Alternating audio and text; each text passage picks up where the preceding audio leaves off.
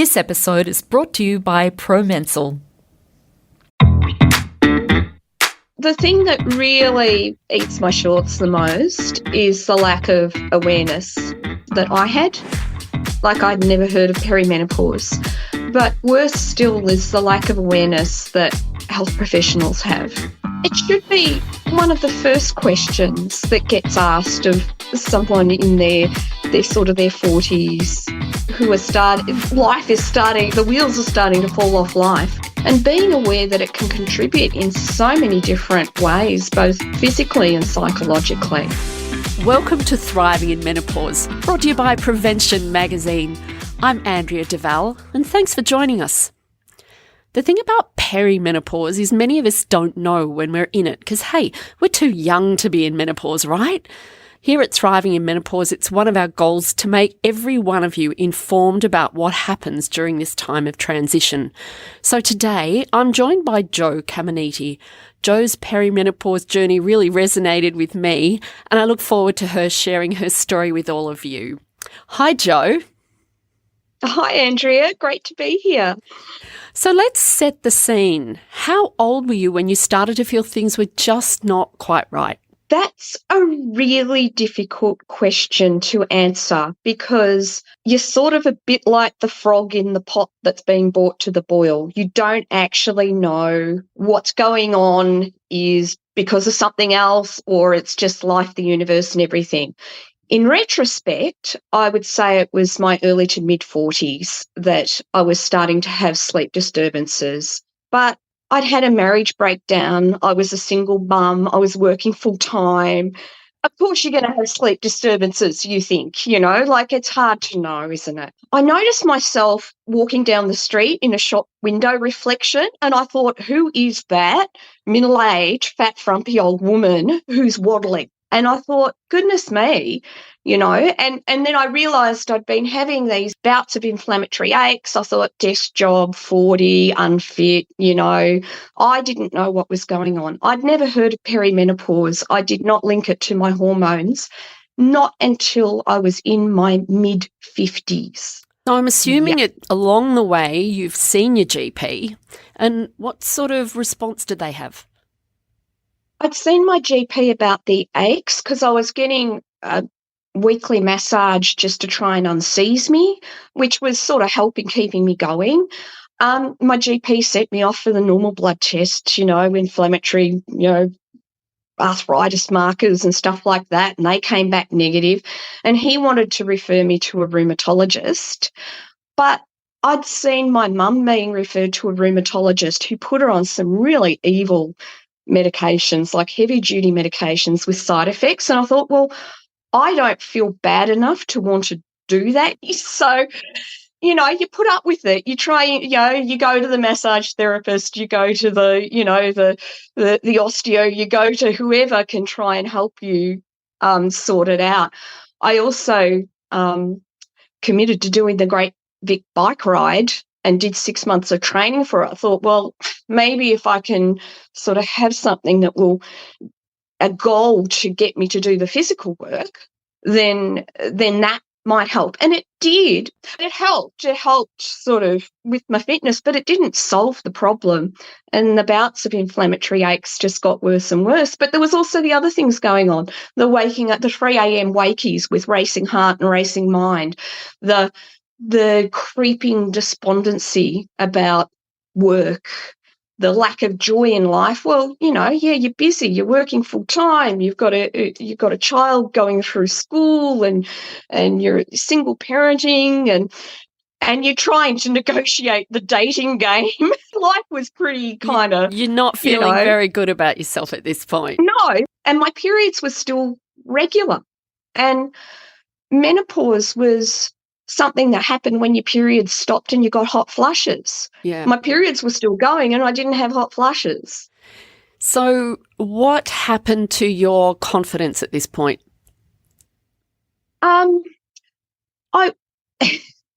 At that point, my confidence was okay because I was just, bulldozed through on sheer bloody-minded determination.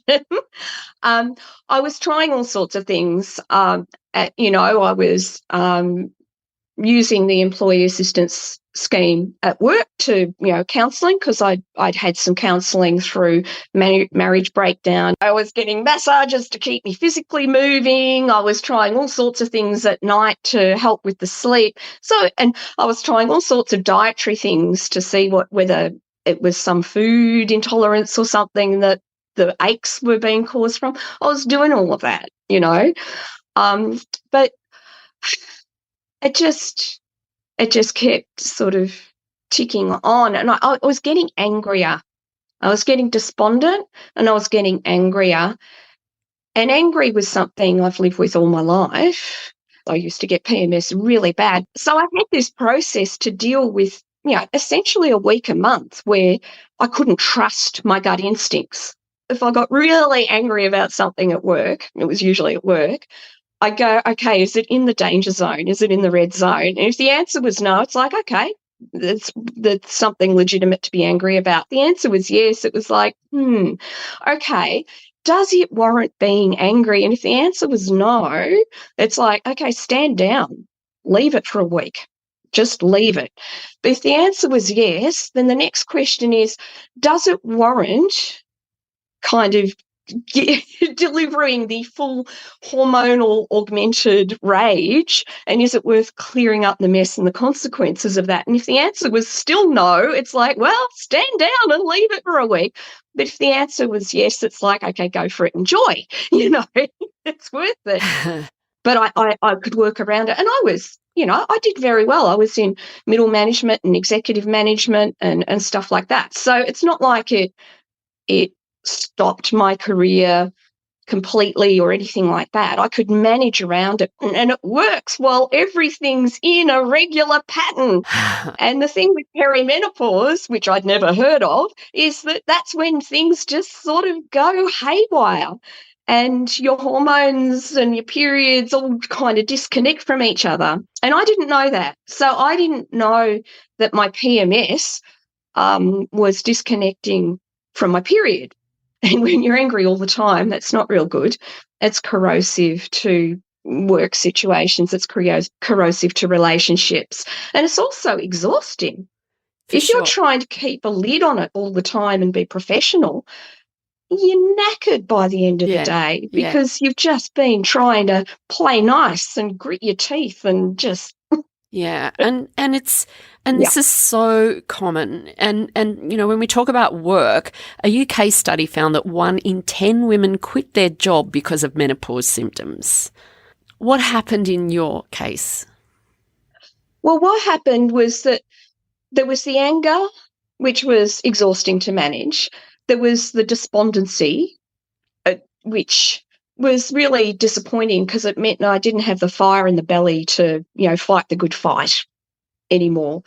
And then there was the crying on the way to work. What is that? That's not something we should be doing. And you don't even know why, like life was sort of going along okay. It's not like I had anything to cry about. And I'm not a cryy sort of person. So all of these things were going on. So what happened next? I was so stressed out. I'd whinge to my partner, who we weren't living together at the time. So I'd ring up at night and he'd listen to me whinge and moan and rant and rave. But I thought, I can't keep doing this to him. I can't keep doing it to me. And I can't keep doing it to my massage therapist, who was a dear friend. And I actually thought she was going to pick up one of her hot rocks and smack me over the back of the head with it, because that's what I would have done to myself if I'd heard that after whinging and moaning and carrying on.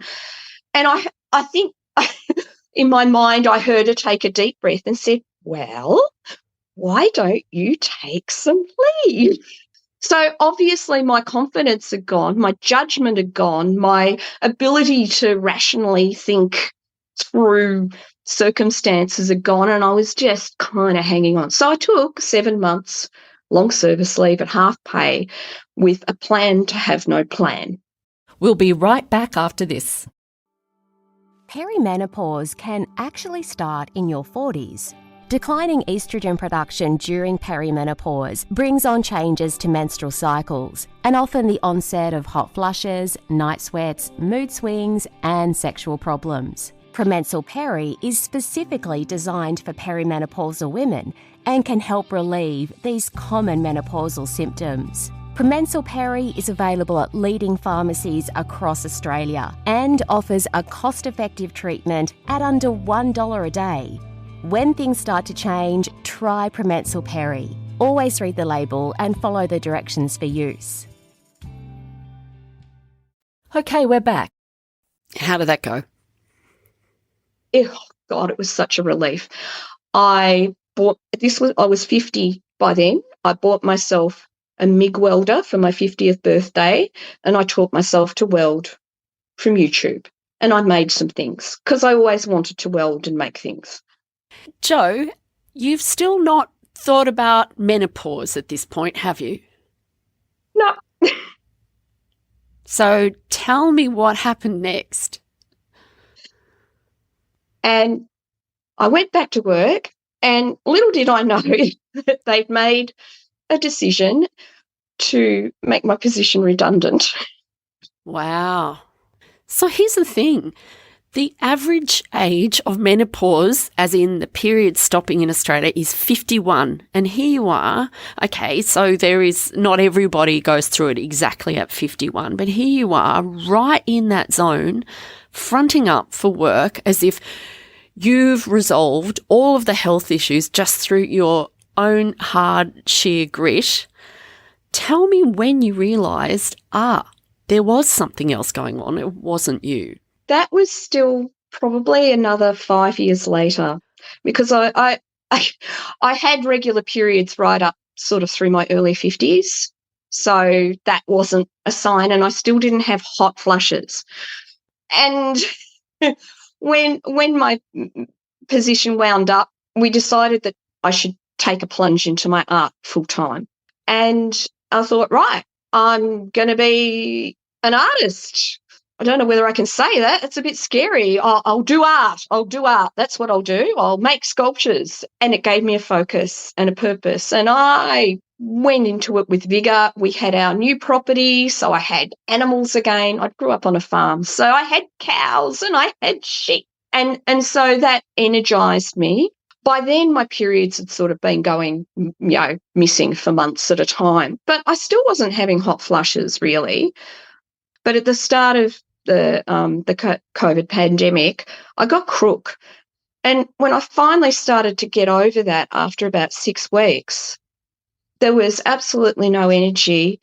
The aches and stiffness, inflammatory aches and stiffness, had become my permanent state. I mean, they'd been ramping up.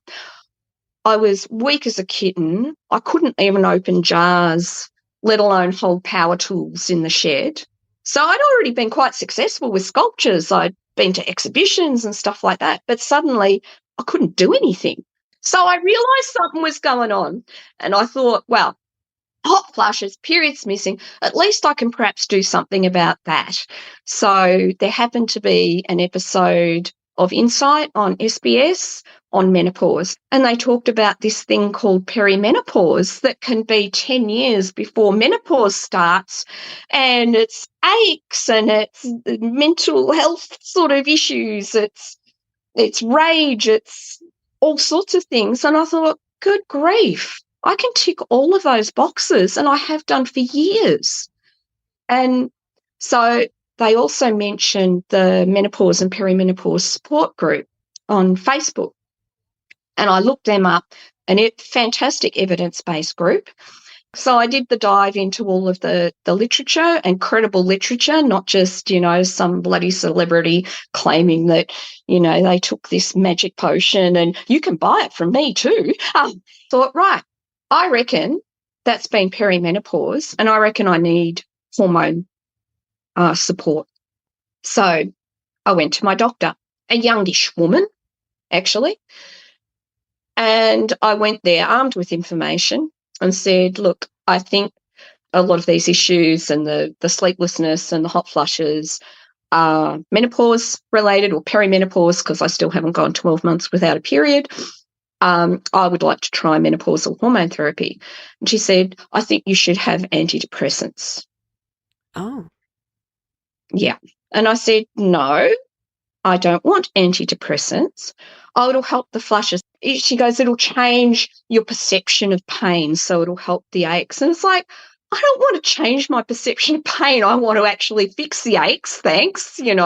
I'd rather treat the causes, not the symptoms. And she really pushed the antidepressants, and I had to put her on the spot and say, do you have something against menopausal hormone therapy? And she hedged a bit, and then she basically said, no. And she said, all right, what do you want? So I had to tell her what I wanted from the looking into the information and the recommendations from the Australasian Menopause Society. So she wrote it out, and off I went to the chemist. So you had to be your own champion, your own advocate for your getting the right support. Yep. I could have been whacked on antidepressants and then more antidepressants. So anyway, I was really hopeful that it would work, and I was really terrified that it wouldn't, because I was in a pretty bad way. I had the first decent night's sleep in about 8 years. I didn't have flushes. It was amazing. And I woke up the next morning and I got out of bed and I didn't hobble. Like, I could actually walk instead of this hobbling. I could put my pants on without falling over or having to sit on the bed or lean on the wardrobe. And that's how it's been. And I've heard through the support group, there are many other people who have experienced a very similar thing.